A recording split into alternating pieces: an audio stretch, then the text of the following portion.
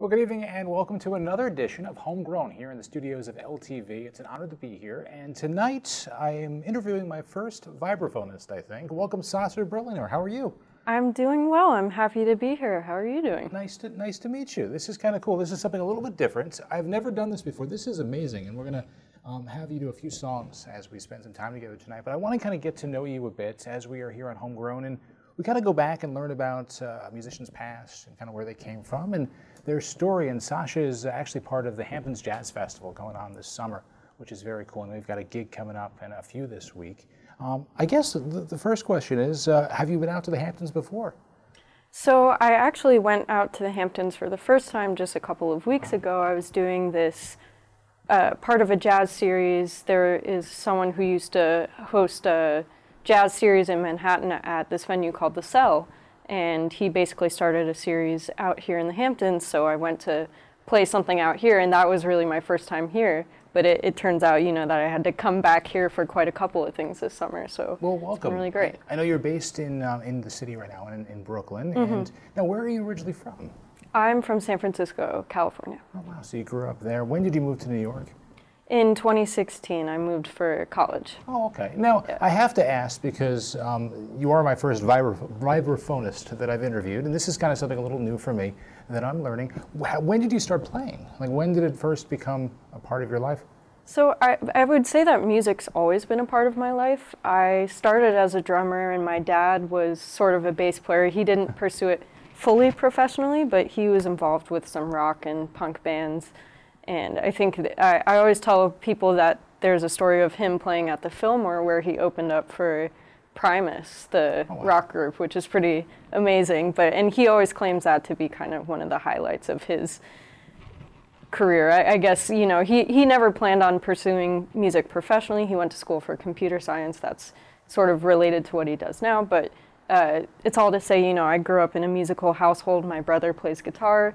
We grew up listening to a lot of music, but I would say that I didn't grow up with a lot of jazz, and I definitely didn't know what a vibraphone was until I went to basically audition for this performing arts high school in the Bay Area that I went to, and I had a friend who was a drummer who said, you have a better chance of getting in if you know, play some scales, show some melodic knowledge. And at that point, I had only really played drums. I knew maybe a couple of major scales, so I took her glockenspiel and I set it up at the audition. I played, you know, just like ding, ding, ding, you know, a couple of like major scales, and then they called me 3 days later to ask me to play vibraphone at the school because no one was playing it, and they already had something like 8 drummers in the program, and it's not a very big school. It's a charter art school, so yeah, and that's how I started, and I basically stuck with it since then. Well, it's interesting because you go back, and I'm curious when did you first start getting into what age did you start playing the drums? Because it's kind of cool to see you take a little bit of a different route. A lot of people sing or play the guitar, but what drew you to the drums? Yeah, it's hard to say. I was pretty young. I think it was about 8 when I first played drums, and I remember just really resonating with the rhythmic aspect of it. I remember the first beat I ever learned was sort of like a basic rock beat, but instead of on the hi-hat, I had played it on the floor tom, and I remember being really into the floor tom and the way that it sort of resonated. And yeah, there was something about it. I liked the idea of like controlling sticks is really tricky. You know, it's a different thing from approaching piano or saxophone or something where you're, you know, it has to do with your individual fingers, whereas with mallets or drumsticks, it really has to do with the precision of the fingers altogether as a single movement. So yeah, I don't know. I think I always loved it, but I do remember getting older and feeling like I would understand music a lot more if I got into the melodic aspect, and I always wanted to write songs and I wanted to compose and stuff like that, and I needed the melodic harmonic tools to do that. So did you sing as a child too, or? I did, and I used to sing a little bit in middle school, a tiny bit in high school, but I always felt a lot more comfortable behind the instrument rather than singing in front of an audience. It was always kind of daunting for me, even though I'm, you know, still a performer. There's something about singing and breath and everything that just made me nervous on stage.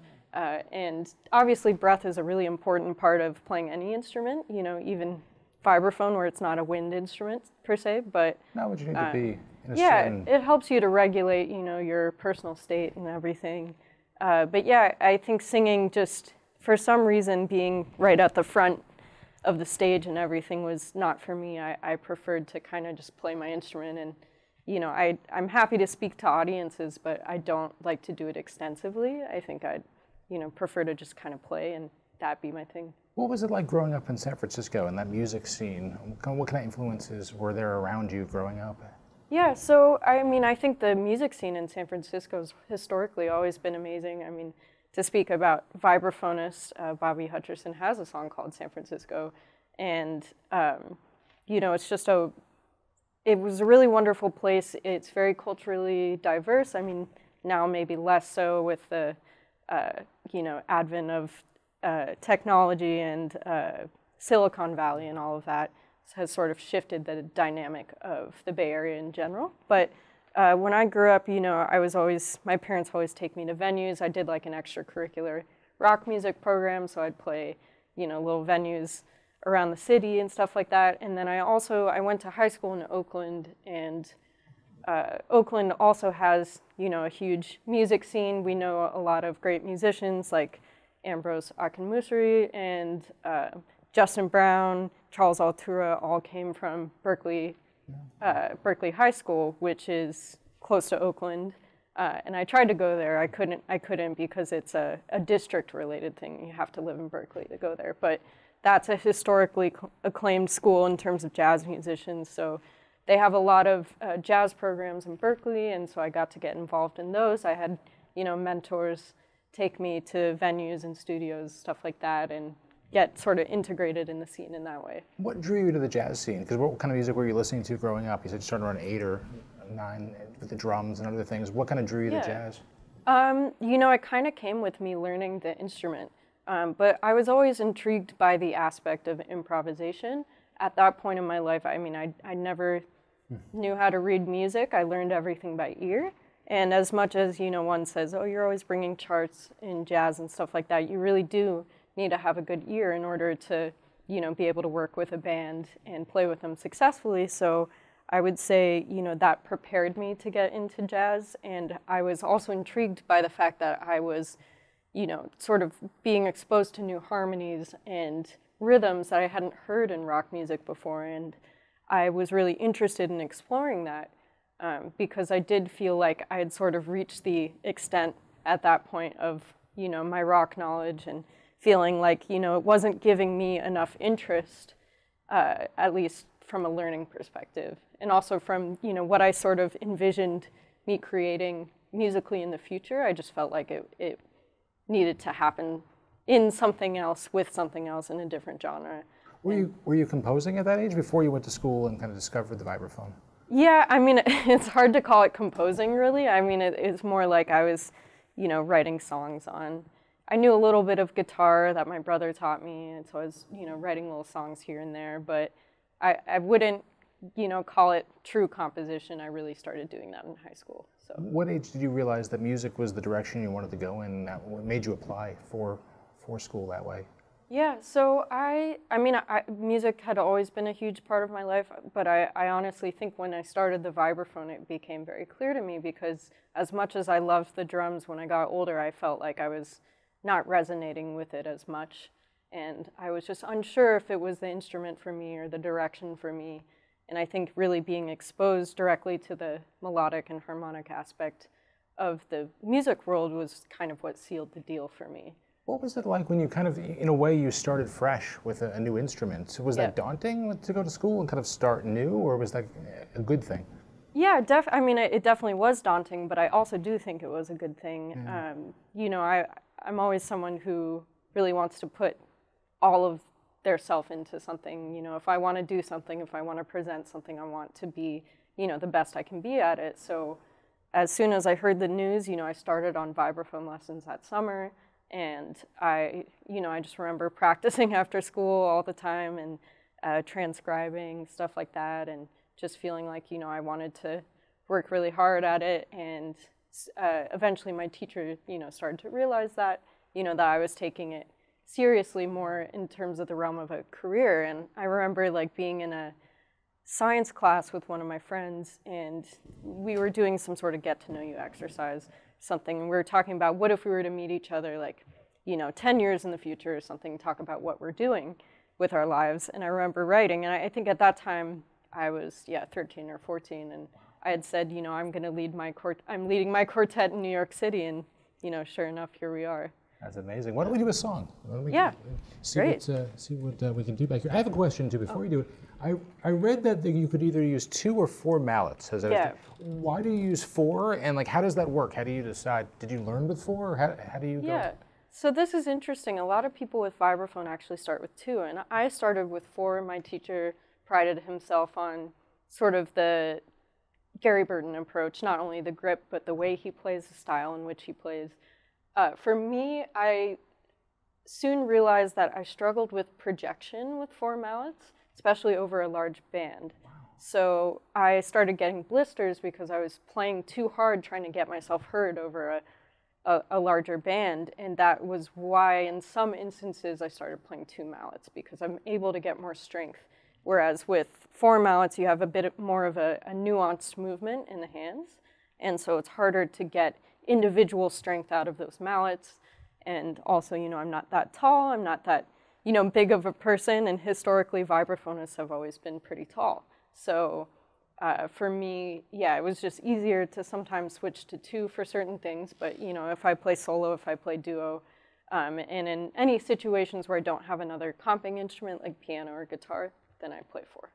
I'd imagine, I wanted to ask that before we see you play, because it's interesting to see how there's so much that goes into it. It's not just about, it's about being in shape too with your wrists. And absolutely. Do you have to make sure that you play a certain amount every week, or you don't want to lose that?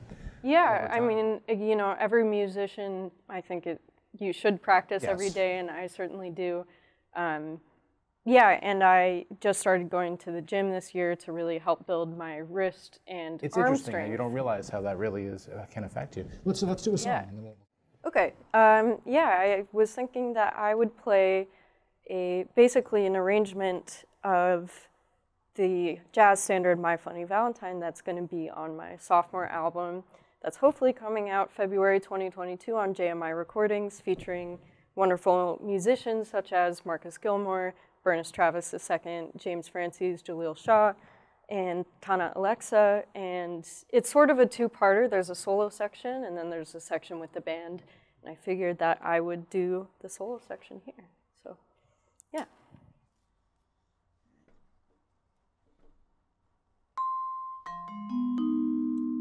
Let me start that again.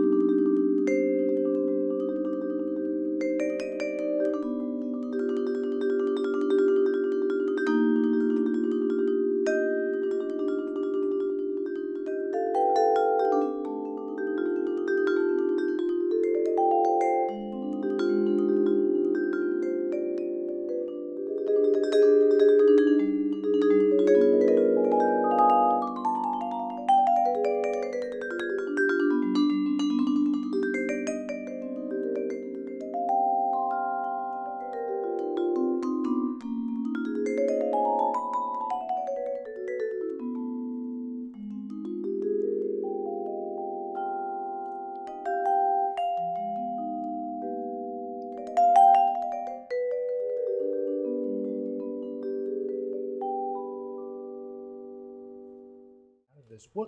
You started off brand new with this instrument. What was it like to, obviously you want to learn the craft and how to play, but also there's a huge history behind this instrument. What was it like to learn that history and kind of see and dive into different people and learn from them?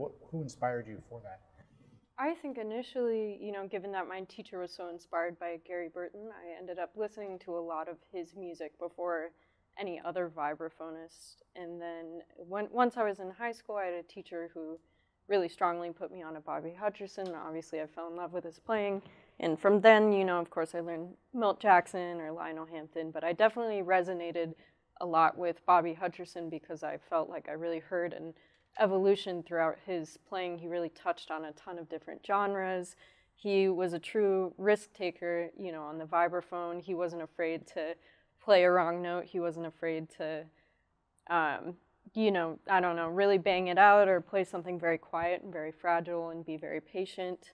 And I thought, to see that sort of evolution through someone's music and on the vibraphone is really incredible. And then I think a little later into high school and also in college, when I finally met him in person, Steve Nelson became a huge influence. And he's still one of my favorite vibraphonists today. I mean, I've never heard someone play lines on the instrument quite like him, and he's also just, such a nice guy, and he really puts all of his emotions out on the table when he plays. I think that's really admirable.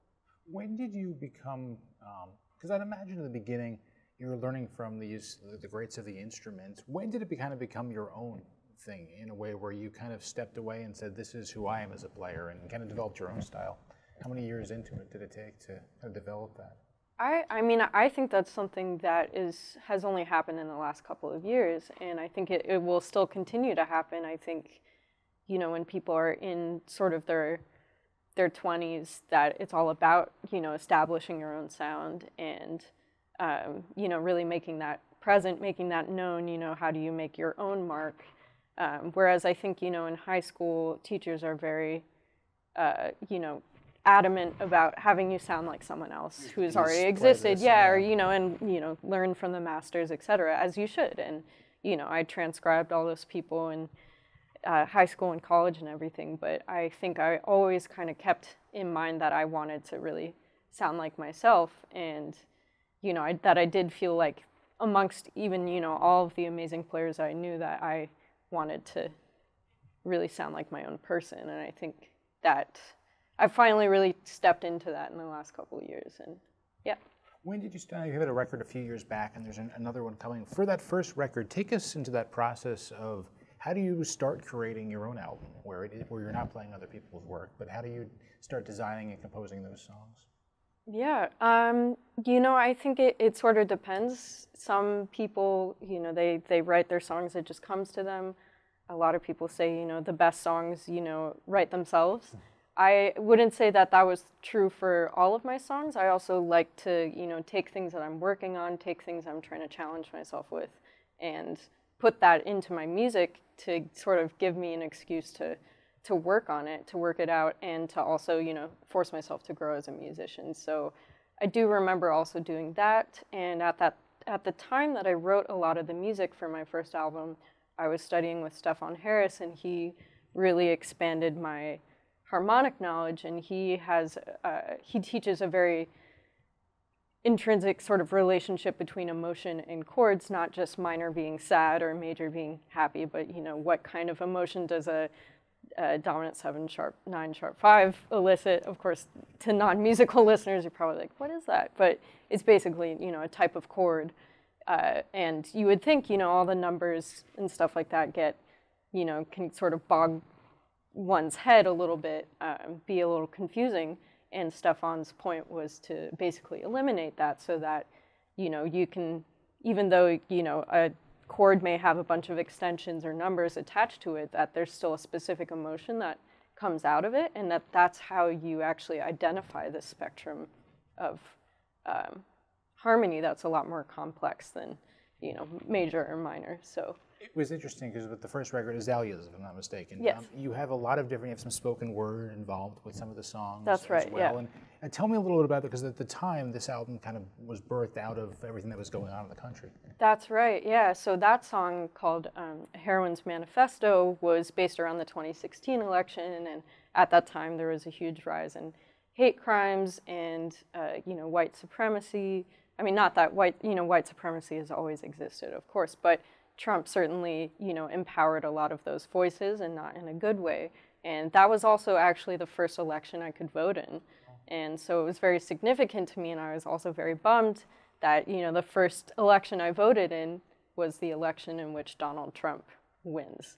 And I remember, watching the election results and just seeing it kind of all go downhill and just being like, oh my gosh, what are we going to do? Being scared and, just seeing the way that the news and the media was portraying, both sides of everything, and, how chaotic it all was. And just, that was sort of the feeling I wanted to communicate on the album, as well as there's some quotes from Kamala Harris before she became vice president.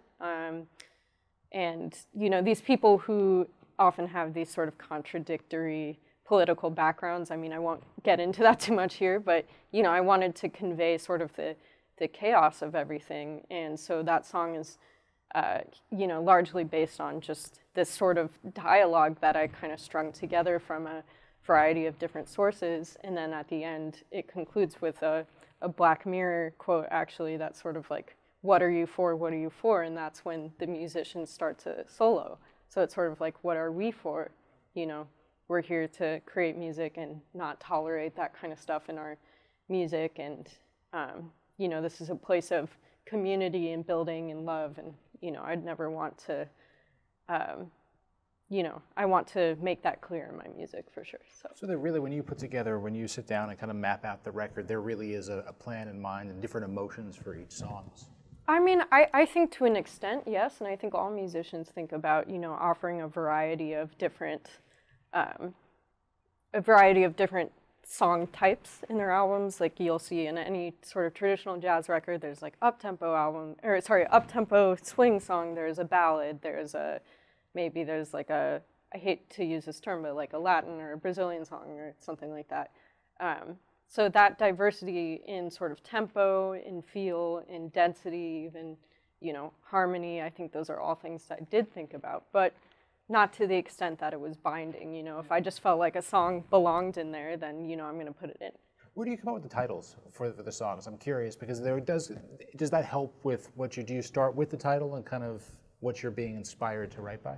I think, it kind of goes either way. Sometimes I start with the title. A lot of times the title comes to me later, though. And not every title has significance.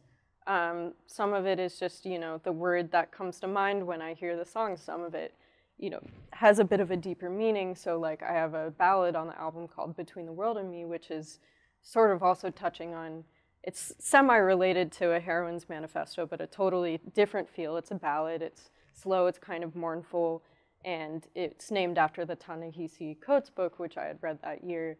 And, there were a lot of discussions about racial dynamics and stuff like that in the book, and obviously that's Ta-Nehisi Coates' thing. And so I was sort of grappling with how do I, how should I present myself as a white person who is in Black American music, and how do I be respectful? How do I fully acknowledge and do my homework on, the history of the music and how intrinsic it is to, ideas of Black liberation, and, but while also, respecting that and giving it space and not trying to intrude on that. So I was sort of dealing with a lot of those subjects, and so I that's sort of what that song was named after. But how long does the average song take to where you're done with it? Because in jazz and improvising and other things, how do you know when it's ready? It's hard to say, because sometimes you write a song, you think you finished it, and then a year later you're like, I want to totally change up the arrangement, I want to do something else with it. Some songs, can be written in 2 to 3 days. Some songs take like a year or two. It's just, it kind of depends on the length, how many instruments, what's going on with yourself at that time. how much time do you have to compose, actually. And, you know, composition's a little unpredictable in the sense that, you know, you never know when you're going to get a compositional impulse. It's not something you can just turn on or turn off as you wish, whereas with, you know, just practicing or technical, more methodical things, you know, you can always practice that at any point, really, but composition and creative inspiration, you can't really force that, so it's sort of contingent on that. Yeah, exactly. I would imagine. So you've got now you have another album coming. Tell us a little bit about that record that's coming out in February. Yeah, so this is, the album's going to be called Onyx. It's with a relatively new label called JMI Recordings. It's co-run by Steve Mandel, who does the music programming for The Jimmy Fallon Show, and he works closely with The Roots and Questlove. Among other things, he has also worked with D'Angelo and the Vanguard and that scene, as well as the engineer for my album, whose name is Ben Kane. He's a Grammy Award-winning engineer and worked with PJ Morton, Emily King, a lot of those things. So they've both been very much involved in the analog record scene, right? You know, that's like D'Angelo really prides himself on that. So we recorded everything to tape. No digital recording, which means also no edits. And that can be a little daunting because if you make a mistake, you either have to decide, do you do a whole new take or do you just leave it in there? So there's definitely some instances where it's like, you kind of have to leave it in there. But there's also a beauty to that, and it does force you to be vulnerable. So, and that's something that I think I've always really struggled with, so I'm glad that... I was curious, is that easy? Because I feel like there's a lot of people that are musicians or perfectionists in a way, and to be able to just be like, no, that's how it went. Yeah, it's very hard for me. I'm a super perfectionist, but you know, I also feel like that's kind of at odds with what I do, and I started to realize that as I, you know, got more in the music field, and I have to learn to let go of a lot more things. And also in that sense, if you keep that mindset, you tend to play better and you tend to actually, you know, it's sort of an interesting thing. But yeah, it is very, you know, daunting. It was something I was definitely nervous about going into it, but surprisingly, you know, it turned out better than I expected. What inspired you to do it this way? Were it the people you were working with and that kind of just made sense? Or? It was the people who I was working with. So it's JMI, you know, they pride themselves on analog recording.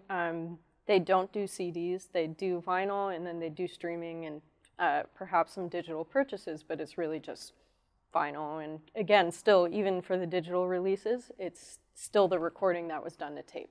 Okay. So, is there a theme behind this record, or kind of a?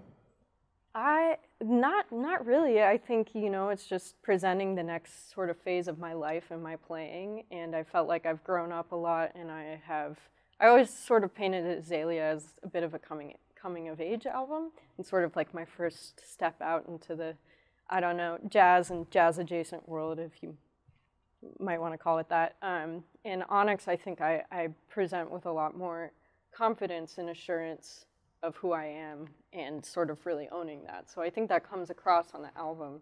And I actually had a different name for the album at first, and I changed it based on, you know, that feeling that I felt was coming from the recordings. Well, I'll do an old piece then that I wrote for solo vibraphone a couple years ago. It was actually dedicated to a friend of mine named Neil Foon, and he was a guitarist at my performing arts high school, and he unfortunately passed away in a very random accident while I was in my first year of college. And so this piece was sort of dedicated to him. It's called Mallards and Sea Turtles for Neil Foon, and those were two of his favorite animals. So he's kind of a goofy guy and, you know, really good energy. He really helped me to relax within the music and everything. So, you know, wanted to channel that here too. So haven't played it in a while, so hopefully it'll be cool.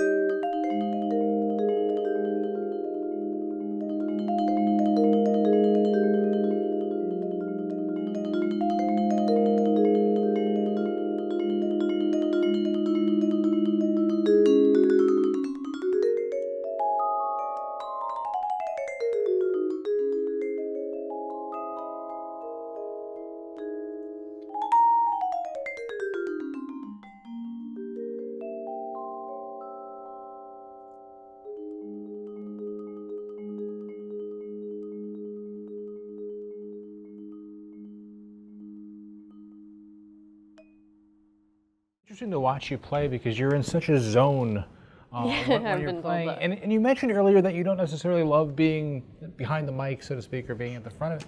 And it kind of, I'd imagine it fits your personality a little bit. But what's it like to perform live? How long did it take you to get used to? Because I'd imagine you can focus, but you're aware that things are going on around you. How long did it take to get comfortable on stage? A long time. And I think, you know, it's still something to get used to. I think a lot of it also has to do with, you know, are you in an environment you're familiar with? Are you with people you're familiar with? Are you not? You know, those are all things, like you said, distractions, things like that. You do have to learn to sort of block those things out when you're playing, as well as kind of block out your own thoughts, because you shouldn't be thinking when you're playing, you know, and especially like improvisation is really sort of a subconscious impulse. And so, you know, if you're thinking, that can kind of get in the way of it. Yeah, and then sometimes, you know, if you're thinking about something or you're, I don't know, maybe you overthink something a little bit, you might play something from a different song, or you might, your sort of muscle memory might fail you or something like that. Or, you know, how much time do you have to warm up before you play, or do you have nothing to warm up with and you just got to go for it, you know? Those all matter. And there's a theater to it too, where you want to make it look, it's a performance. So you kind of have to blend that in, and that takes time to learn. It does, yeah. As you go. And imagine also, you mentioned it's really who you're working with on the stage. How did you find people to work with? And what made that, how did you know it was the right person to perform with? Over the past couple of years, you kind of put together groups and to work on these records. Yeah, I mean, I always like to look to people who are, I don't know, sort of involved in multiple aspects of the jazz world. You know, my music's definitely not falling into the sort of traditional vibraphone realm, as one might say. So, you know, anyone who's attuned to what is going on currently in the jazz world, there are a lot of concepts I could say, but, you know, I don't want, you know, we may not have a musical audience here, so I don't want to get into it too much, as to say, you know, there are certain things that define contemporary jazz more than, you know, traditional. We got, you know, our new standards, our new sort of what do we hold musicians to now, what is required of musicians now versus, I don't know, 40, 50, 60 years ago. So those are all things that I'm thinking about when I pick a band. I mean, I love to pick people who are open-minded, who are down to try things, experiment with things, down to change arrangements up, down to challenge themselves. And also people who are just good human beings, who are nice. I don't like working with people who are difficult, who are mean or offstandish. You know, some people might be like, oh, you know, that person's kind of rude, but, you know, whatever, they're a good musician. For me, it's like, I don't care. You know, if I think you're difficult to work with, then I'm not going to work with you. And there are certainly enough amazing musicians who are also really good people. So, you know, that's a huge priority for me. That's good to know that they still exist. Yeah, they do. That's very good. Now, when you go into a record, and this is your second one, I believe, coming out in February, we talked a little about themes and different things you want to get across. Are you already thinking about your next one after this? Because I'd imagine this one's completed and you're thinking, do you have a plan for what you'd like them to sound like? I would say a little bit. I mean, I don't have a total concrete plan. It's definitely open to being changed in terms of, you know, what label is it going to come out on, you know, what musicians are available, how much, you know, funding is behind it, you know, I think so there are a lot of factors. There are a lot of factors, yeah, but I would actually really like to do something with a larger orchestration. I've stuck to this sort of quintet configuration for a long time, and I really want to get outside of that. And I did, for the first time, experiment this year with larger orchestration and starting to write for that. And I only dabbled with it a little bit because, again, you need the time and the funding to do projects like that. And right now I don't have that time, but I hope that, you know, soon and in the future I will. And I would love for that to be my next project, but I'm not, again, it just depends. And I think another option for me is to explore more of the electronic manipulations of the vibraphone that I've started to get into in recent years. And I couldn't do that with this last record because it is analog, and there are a lot of limitations to what effects you can use in the analog world. Most pedals and effects and stuff like that are digital now, so I couldn't use any of those. So I'd like to use that for my next record as well. It's interesting, you're watching it change right before your eyes with technology and how you can try different things. So what's it like to look back and listen to some of your earlier first recordings and then kind of compare? What does that feel like? I'm not a fan of listening to my old recordings. I mean, you know, I think everyone has to do it kind of, and you know, it's good to see, well, you were at that place at that one time, you have to respect that that was the case. But at the same time, you know, I think all musicians are a little critical of themselves, and, you know, we all know, you know, inside our own heads, you know, what we could have done better. We know our own weaknesses so well that, you know, I feel like it's hard to get that out of your head when you're hearing yourself, even when you're playing too, and to, you know, recognize the fact that the audience's experience of your music might be totally different from the way that you experience your own music.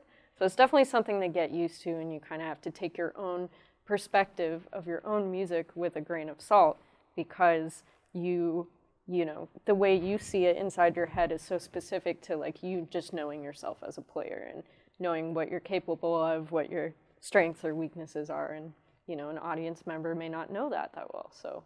You mentioned the audience, and we've had an interesting year, so to speak, with everything changing, with live audiences going away for a while for the most part. And I believe you worked with a lot of different live streams as well. What was the past year like for you? What was it like initially, and kind of having to pivot with everything going on? Yeah, so it was definitely super tricky, especially in the first, I would say the first half or 3/4 of the pandemic year. I guess this would be 2020. Yeah, it was really tricky, and no one could really perform it, and for a lot of venues it wasn't worth it for them to open, because it's just they're not generating enough money. So I remember there was one of the jazz clubs that I played at sort of in the pandemic, where we either just did live streams, no audience, or eventually they might bring in a limited audience, but everyone has to wear their masks. They put up partitions and everything, was at Smalls. And I remember just thinking it was really strange to see this, you know, historic jazz club that's usually a little packed, you know, underground space, you know, have partitions and masks and hand sanitizer at every table, and, you know, only maybe 15 people in attendance because they were not allowed to have anyone else, and, you know, only serve bottled water, you know, no drinks, no nothing. So that was really strange. And it was also strange to be performing for video so much, for streaming. You know, you don't have the energy of the live audience. You don't have, you know, the hang that sort of commences afterwards, where everyone gets to talk with each other and you get to interact with people who actually watched you play. You know, you don't have that opportunity. It's sort of like, okay, well, we finished the video, or stream is ended, now we can go home. It's like, oh, it's kind of weird. But so that was a little, it was strange. It was a little tricky to get used to. It's weird performing in front of a screen or a phone or whatever it is, a video recording device. But, you know, I guess as musicians, we have to stay on top of our toes, and we got to, you know, adapt to any scenario. So I think, you know, this was one of the cases where live streams became a really big thing.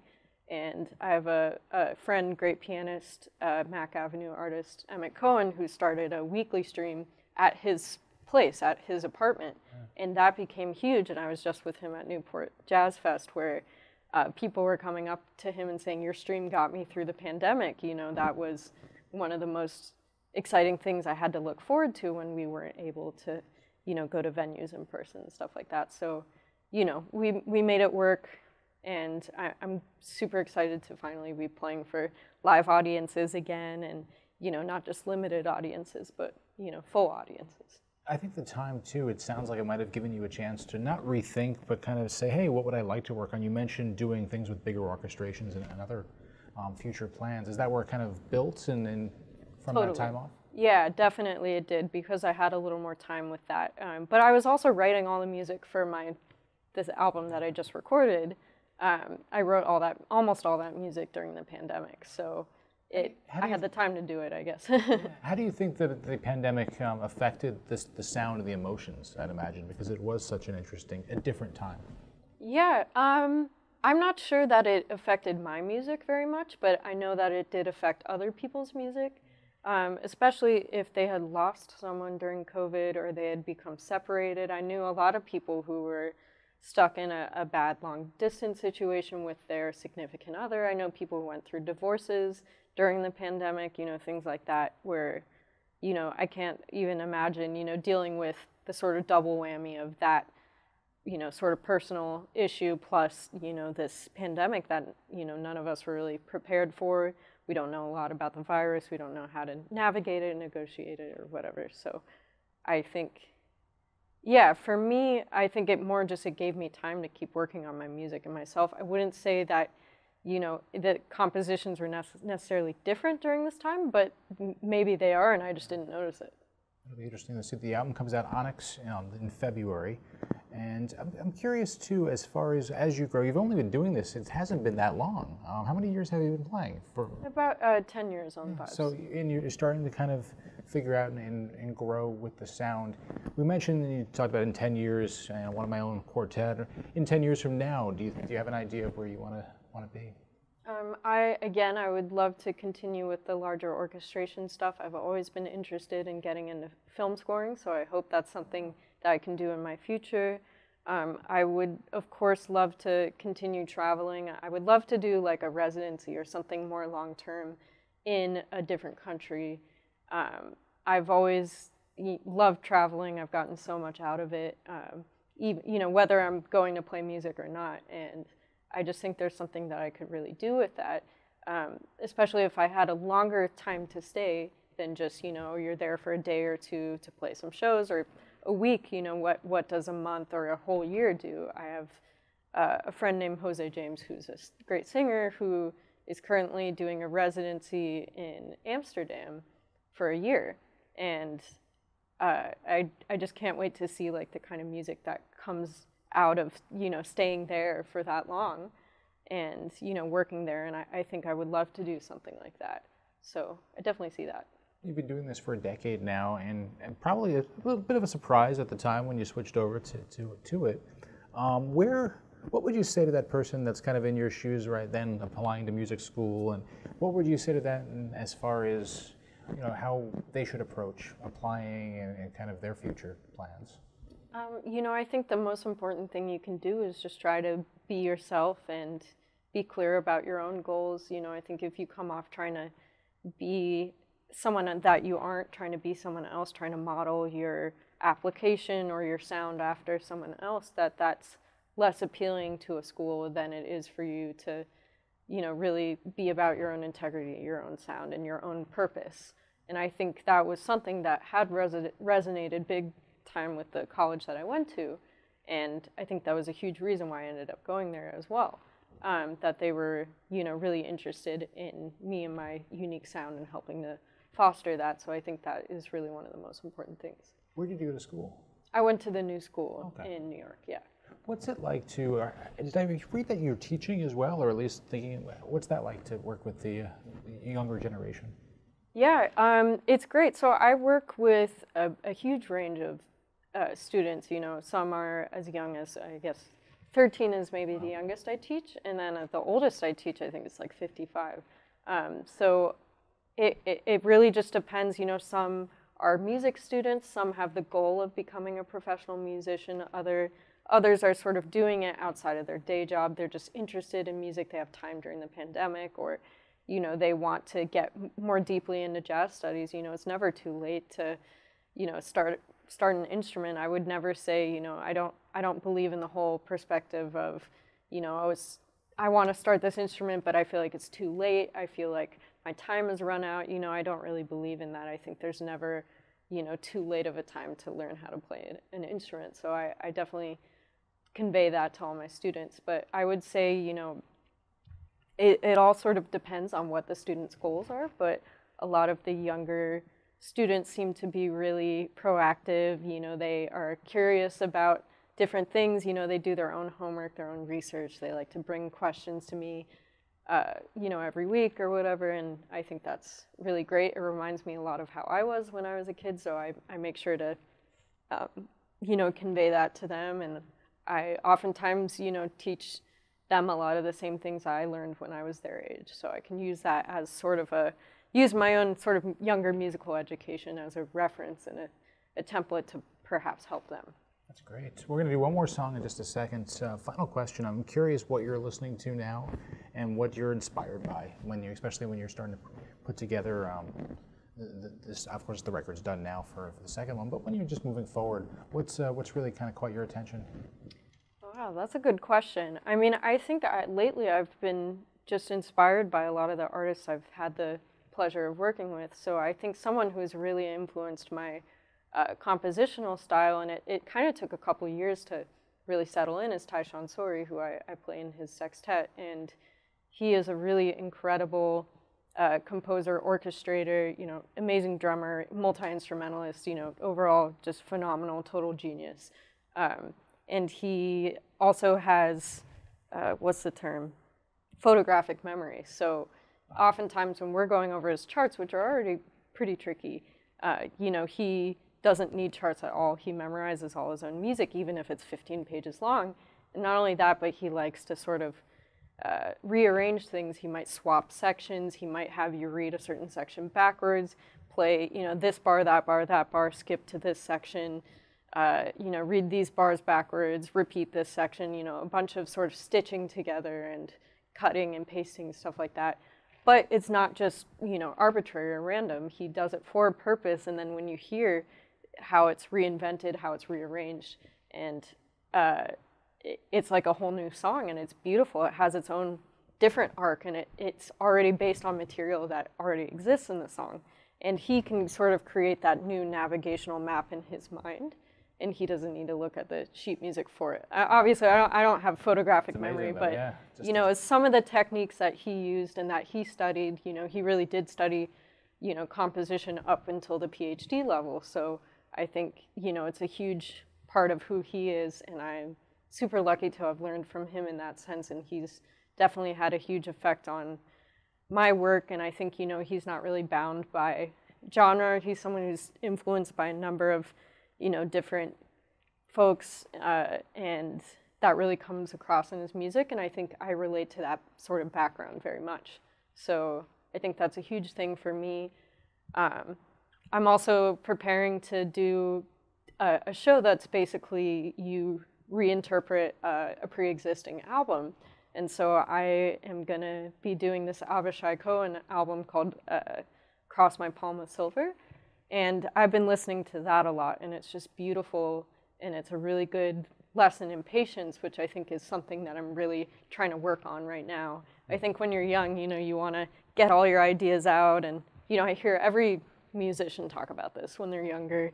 You have so much to say, you have so much to express, and I'm trying to get more into that sort of mode of patience and letting things unfold, letting listeners really take time with an idea and let it sit with them. So, I'm really learning that from Avishai's music, which is also just super interesting in its own respect. So I'm going to be doing basically an arrangement of a standard that's by the great Antonio Carlos Jobim called Desafinado. So I've only played this once before, so we'll see. This should be fun.